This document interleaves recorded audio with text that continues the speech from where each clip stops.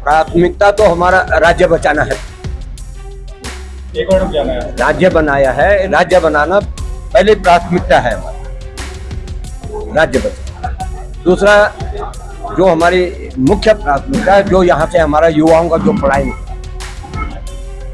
जिनके लिए हमने राज्य लिया है, उनको कैसे हम रोक पाए। दोस्तों, 2027 के विधानसभा चुनाव का बिगुल अभी भले ही दूर हो, थोड़ा सा लग रहा हो, बीजेपी और कांग्रेस कंजूसी दिखा रही हो जनता के बीच में जाने या प्रचार प्रसार में या उस तरह का महाअभियान चलाने में, लेकिन उत्तराखंड की राजनीति में चुनावी शतरंज की विसात बिछनी शुरू हो चुकी है। इस बार उत्तराखंड क्रांति दल ने बड़ा ऐलान करते हुए साफ कर दिया कि वह प्रदेश की सभी 70 विधानसभा सीटों पर चुनाव लड़ेंगे। और इतना ही नहीं, पार्टी ने संकल्प नए उत्तराखंड का नाम से अपना पहला नीतिगत एजेंडा भी जारी किया है। अनुच्छेद 371 का जिक्र, मूल निवास का जिक्र, भूमि सुधार, पलायन, आरक्षण के भीतर आरक्षण जैसे बड़े मुद्दों को चुनावी केंद्र में रखकर उत्तराखंड क्रांति दल ने नई सियासी लड़ाई का आगाज कर दिया है, ऐसा लगा। लेकिन सवाल यह कि क्या 2027 में यूकेडी उत्तराखंड की राजनीति का समीकरण बदल पाएगी, जिस बदलाव की हुंकार भरी जा रही है, या फिर संकल्प सिर्फ चुनावी दस्तावेज या चुनावी सभा, चुनावी प्रेस कॉन्फ्रेंस, चुनावी सल्ट का वो शंखनाद, जहां पर भारी भीड़ देखकर, गाड़ियों के रैली को देखकर गदगद दिख रही है यूकेडी। ये सब कागजों में रहेगा, बस सोशल मीडिया पर रहेगा। पूरी खबर जरूर देखिएगा। दोस्तों नमस्कार, पहला मैं पंकज रौतेला, आप देख रहे हैं अपना उत्तराखंड न्यूज। दोस्तों हर चुनाव दर चुनाव उत्तराखंड क्रांति दल का ग्राफ बढ़ने की बजाय घटता गया है। चाहे दावे कुछ भी हों, हम आते आते रह गए, हमारे उम्मीदवार जीतते जीतते रह गए, हमारा ये हो गया, लेकिन ये सच है, कड़वा सच है कि सत्ता सिंहासन का फैसला होते होते उत्तराखंड क्रांति दल बैकफुट पर चला जाता है। अब इस बार क्या हो रहा है, 2027 के विधानसभा चुनाव का बिगुल बजाया है उत्तराखंड क्रांति दल ने। ऐसा लग रहा है कि बीजेपी और कांग्रेस को पछाड़कर उत्तराखंड क्रांति दल आगे निकल रहा है। लेकिन दोस्तों उत्तराखंड की राजनीति में उत्तराखंड क्रांति दल कहां है? उत्तराखंड आंदोलन की अगुवाई करने वाला उत्तराखंड क्रांति दल अब फिर सत्ता की लड़ाई में पूरी ताकत के साथ उतरने का दावा तो कर रहा है, बड़ा ऐलान भी हो रहा है सभी 70 विधानसभा सीटों पर अकेले चुनाव लड़ने का, और साथ ही नीतिगत एजेंडा है। ये कितना प्रभावशाली होगा? कई लोग कमेंट के जरिए भी लिखते हैं, जब बीजेपी और कांग्रेस की बात आती है कि वो कहते हैं जय पहाड़ जय पहाड़ी, इस बार यूकेडी। आप लोग लिखते हैं, देखा मैंने कई संकल्प भी है, नए उत्तराखंड का सवाल भी है, लेकिन यूकेडी से भी सवाल है, क्या इस बार सिर्फ मुद्दे उठाएगा ये दल, ये क्षेत्रीय दल चुनावी मैदान में, या फिर कोई बड़ा उलटफेर करके भी दिखाएगा? मैं आपको दिखाने जा रहा हूं इनके दावे और इनकी नई रणनीति, यानी कि उत्तराखंड क्रांति दल की नई रणनीति। उस रणनीति को आप कैसे देखते हैं, आप कमेंट के जरिए जरूर बताइएगा। लेकिन पहले अपनी राय बनाने से पहले खबर को पूरा देखिएगा कि है क्या मसला। दोस्तों 27 विधानसभा चुनाव की तैयारी हो रही है। एकमात्र क्षेत्रीय दल है उत्तराखंड क्रांति दल, वो जो चुनाव से पहले हर चुनाव दर चुनाव उसने ऐसे ही किया है, चुनावी रणभेरी बजाता है, लेकिन चुनाव होते होते, परिणाम आते आते गायब। इस बार अभी 2 रोज पहले की बात है, कुमाऊं के सल्ट में एक बड़ी सभा हुई उत्तराखंड क्रांति दल की। हालांकि सभाएं तो उत्तराखंड क्रांति दल करता रहा है अलग अलग क्षेत्रों में, लेकिन सल्ट वाले में ज़्यादा चर्चा हो गई। एक तो इस सभा से ठीक एक दिन पहले शाम के वक्त बीजेपी के क्षेत्रीय विधायक महेश जीना ने चर्बी उतार दूंगा, गर्मी निकाल दूंगा वाला बयान दिया, वो वायरल हुआ। वो भी उत्तराखंड क्रांति दल और स्थानीय लोगों को लेकर, जो कुछ वीडियोस को लेकर विवाद था। और दूसरा ये, अब इसका इंपैक्ट कहें या कुछ और, सल्ट पूरा जाम था, गाड़ियों का रेला था, सभा में लोग भी थे, और उसी से गदगद होकर ठीक 2 दिन बाद उत्तराखंड क्रांति दल के लोग प्रेस कॉन्फ्रेंस करने आए। संकल्प ने उत्तराखंड का नाम दिया और नाम से अपना पहला नीतिगत एजेंडा जारी कर दिया। साफ कर दिया कि इस बार उत्तराखंड क्रांति दल किसी गठबंधन के भरोसे नहीं बल्कि राज्य की सभी 70 विधानसभा सीटों पर अपने दम पर चुनाव लड़ेगा। इस मौके पर चाहे वो केंद्रीय अध्यक्ष सुरेंद्र कुकरेती हों, पूर्व विधायक काशी सिंह ऐरी हों, पार्टी के कई वरिष्ठ नेता एक मंच पर एक साथ एक सुर में सब यही बताते दिखाई दिए, गाते दिखाई दिए कि इस बार नहीं, अकेले अपने दम पर जय पहाड़ जय पहाड़। प्राथमिकता तो हमारा राज्य बचाना है, एक और जाना है। राज्य बनाया है, राज्य बनाना पहले प्राथमिकता है हमारी, राज्य बचाना। दूसरा जो हमारी मुख्य प्राथमिकता है, जो यहाँ से हमारा युवाओं का जो पढ़ाई जिनके लिए हमने ये राज्य लिया है, उनको कैसे हम रोक पाए, उसकी तरफ हमारा पूरा ध्यान है। और हम जब लोग बैठते हैं आपस में तो हम किंतु परंतु की ओर बिल्कुल नहीं जाते। हमें देखते हैं कि जिस उद्देश्य के लिए हमने उत्तराखंड राज्य बनाया है, एक नारा चला करता था कि पहाड़ का पानी, पहाड़ की जवानी, पहाड़ के काम में आए। तो वो नारा भी हमारा ही था। उस नारे को देखते हुए हम निश्चित है कि सबसे पहले जो हमारा युवा है, जो हमारा भविष्य है, चाहे इस राज्य का हो चाहे इस देश का हो, उस भविष्य को हम कैसे सुरक्षित इस राज्य के अंदर कर सके और देश को कैसे सुदृढ़ कर सके राज्य के थ्रू, वो हमारी पहली है। दूसरा यह है कि जल जंगल जमीन जो हमारे पहले भी वही लड़े, राज्य से पहले की भी वही लड़ाई थी और आज भी यथावत खड़ी है। वो समस्या है, मूल निवास है, भू कानून है, तमाम ये चीजें हैं। उसको लेके हम लोग जिस तरह से जनता के बीच में जा रहे हैं, आज पहली बार मुझे ऐसा लगा है इन 25 सालों में कि जनता जिस तरह से मुखर हो रही है उत्तराखंड क्रांति दल के प्रति, वो अच्छा संदेश है राज्य के प्रति भी और इस दल के प्रति। दोस्तों, उत्तराखंड क्रांति दल का यह दावा कि राज्य बनने के 26 साल बाद भी उत्तराखंड अपने मूल मकसद से, उद्देश्य से भटका हुआ है।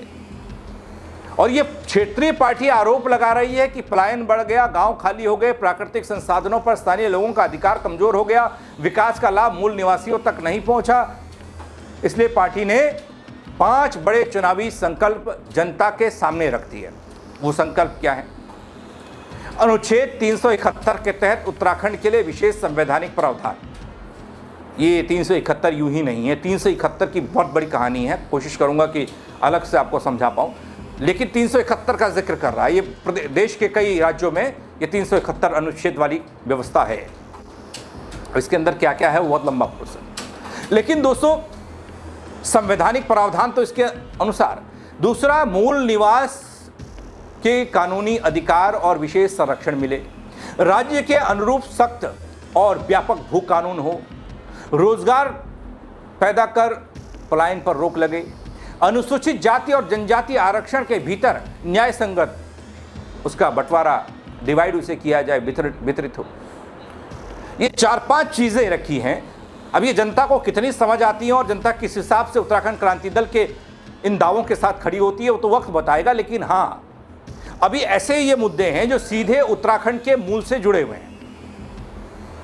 इसमें कुछ ऐसा नहीं कि इसमें बहुत कुछ करना है, कुछ बजट खर्च होना है, इसमें ऐसा कुछ नहीं होने वाला।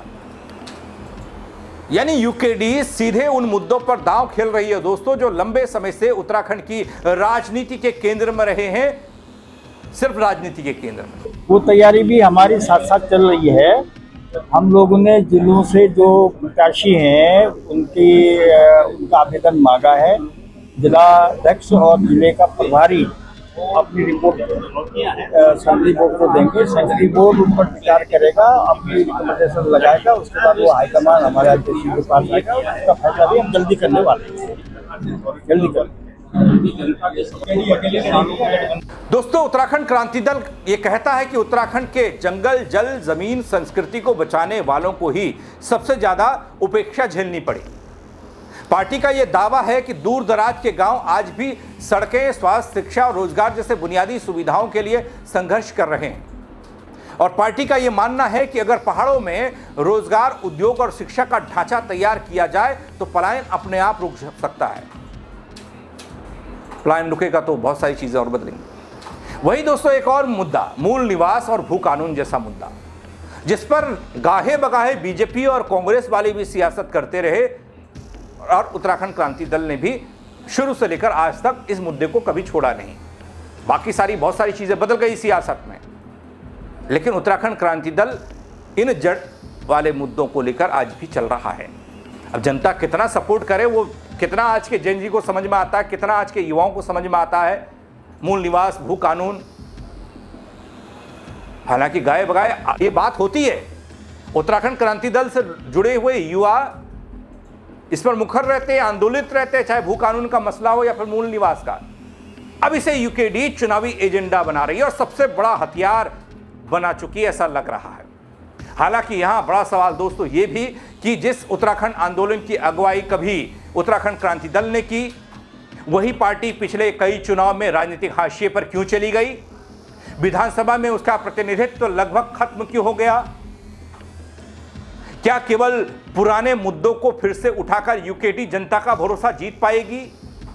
ये वो ज्वलंत सवाल हैं जो सवाल हर चुनाव पूछे जाते हैं, उत्तराखंड के क्रांति दल से पूछे जाते हैं, एकमात्र क्षेत्रीय दल से पूछे जाते हैं। फिर 2027 का चुनाव भी बड़े राष्ट्रीय दलों बीजेपी और कांग्रेस के बीच आपका मुकाबला, और हर बार ऐसा ही लगता है चुनाव से पहले हुंकार और बाद में इन्हीं दोनों दलों के यानी कि बीजेपी और कांग्रेस के इर्द गिर्द ही सियासत सिमट जाती है। सत्ता या बीजेपी को मिल जाती है या कांग्रेस को मिल जाती है। यूकेडी का प्रतिनिधित्व जीरो हो जाता है, फिर यूकेडी वाले वनवास पर चले जाते हैं, पता ही नहीं चलता कहां है। फिर चुनाव आता है, फिर जग जाते हैं। फिलहाल इतना तय है दोस्तों, उत्तराखंड क्रांति दल ने चुनावी एजेंडा जारी कर उत्तराखंड की राजनीति में अपनी मौजूदगी का मजबूत संदेश देने की कोशिश जरूर की है। अब 27 की जंग, चुनावी जंग में उत्तराखंड क्रांति दल अपने रणनीतिक और संकल्प दोनों सामने रखकर कैसे जनता का भरोसा जीत पाता है, ये देखना बाकी है। फैसला जनता को करना है। क्या राज्य आंदोलन की विरासत एक बार फिर से राजनीतिक ताकत बनेगी, ये देखना है। ये एजेंडा चुनावी, ये प्रेस कॉन्फ्रेंस या भाषण, जैसे हम कहते हैं कि वादे किए, दावे किए, जमीन पर कुछ नहीं दिखा, कुछ नहीं हुआ, कई विधायक घेरे जा रहे हैं, वैसा ही होगा। क्योंकि अनुच्छेद 371 का पहली बार जिक्र किया है। मुझे ऐसा लगा, इससे पहले कभी ना बीजेपी ने, ना कांग्रेस ने, ना उत्तराखंड क्रांति दल ने, जिसमें कुछ क्षेत्रीय, कुछ विशेष राज्यों को 371 के तहत कुछ विशेष तौर के अधिकार मिले हैं, चाहे वो सियासी आरक्षण का मसला हो या फिर सामाजिक कोई। हिमाचल का कुछ इलाका, नॉर्थ ईस्ट में जाएंगे उधर का कुछ इलाका, उसकी बात हो रही है। अब मूल निवास, भू कानून तो है ही, पलायन जैसा मुद्दा तो है ही है, उत्तराखंड की राजनीति का केंद्र हमेशा रहा है, हर बार वोट मांगे जाते हैं इस पर, लेकिन होता जाता कुछ नहीं है। 27 में यूकेडी वापसी करेगी या फिर मुकाबला एक बार फिर से बीजेपी बनाम कांग्रेस होगा? आपकी राय बड़ी महत्वपूर्ण है दोस्तों, आपको क्या लगता है? क्योंकि कई लोग जय पहाड़ी लिखते हैं कमेंट पे।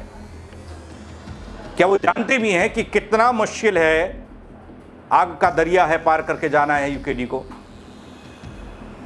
कांग्रेस और बीजेपी से टक्कर है, संसाधनों में पीछे, रणनीति में पीछे।